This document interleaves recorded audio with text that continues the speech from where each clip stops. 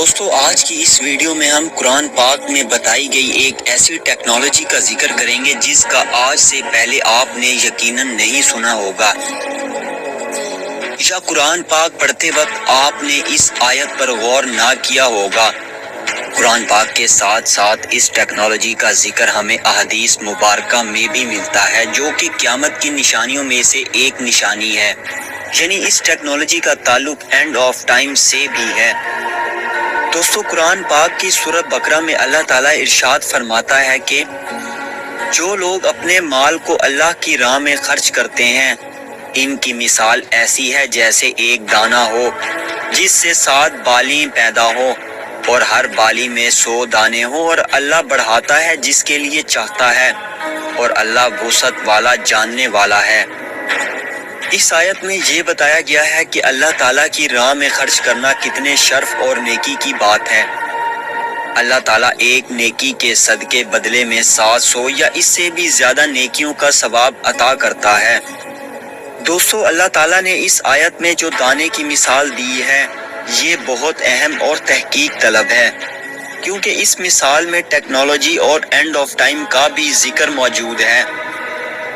13ویں صدی کے ایک بہت بڑے اسلامک اسکالر امام قرطبی اپنی تفسیر جامع الاحکام القرآن میں لکھتے ہیں کہ اس آیت میں لفظ حبتن سے مراد ہر وہ شے اناج ہے جسے آدمی کاشت کرے، اور اناج میں سب سے مشہور گندم ہے، اور عربی لفظ حب سے زیادہ تر گندم ہی مراد لیا جاتا ہے۔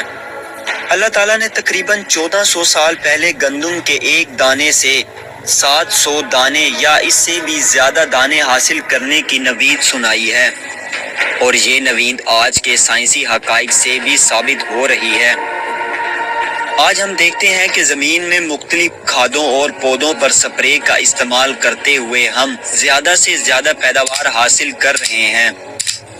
1960 سے پہلے ہم گندم کے ایک دانے سے تقریباً 40 سے 45 دانے حاصل کر رہے تھے، لیکن 1960 کے بعد گرین ریولوشن آیا تو شعبہ زراعت نے تھوڑی ترقی کی، اور اب ہم گندم کے ایک دانے سے تقریباً 100 سے 120 دانے حاصل کرنے میں کامیاب ہوئے ہیں، جبکہ قرآن پاک ایک دانے سے 700 دانے حاصل کرنے کا دعویٰ کر رہا ہے۔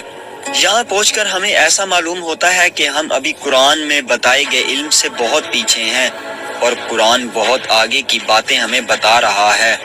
اس کا مطلب یہ ہوا کہ ہم قرآن پاک میں بتائے گئے علم سے ابھی بہت پیچھے ہیں۔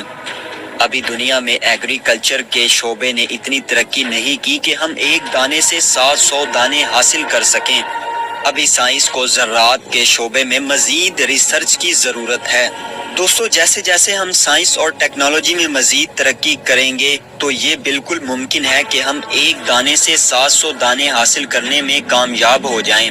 صحیح مسلم کی ایک طویل حدیث ہے جس میں حضرت نواس بن سمعان کلابی روایت کرتے ہیں کہ رسول اللہ صلی اللہ علیہ وآلہ وسلم نے قرب قیامت کی نشانیاں بیان کرتے ہوئے فرمایا کہ پھر زمین سے کہا جائے گا کہ اپنے پھل اگا اور اپنی برکات لوٹا دے۔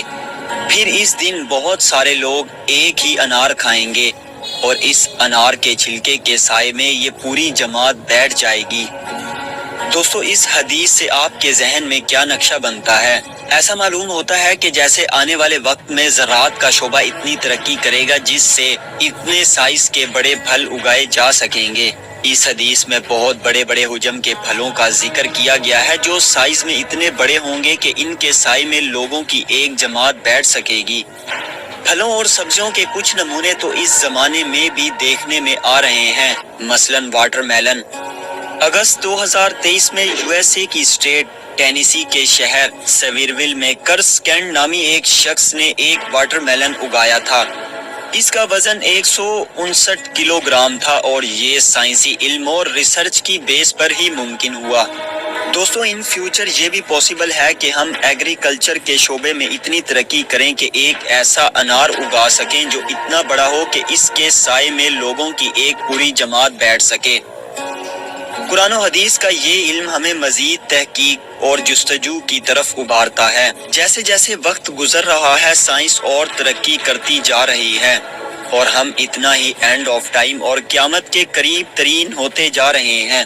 اور یہ ترقی اس بات کا ثبوت ہے کہ اس دنیا کا اختتام ایک روز کنفرم ہے، اور دین اسلام میں دنیا نے اس اختتام کو قیامت کا نام دیا ہے۔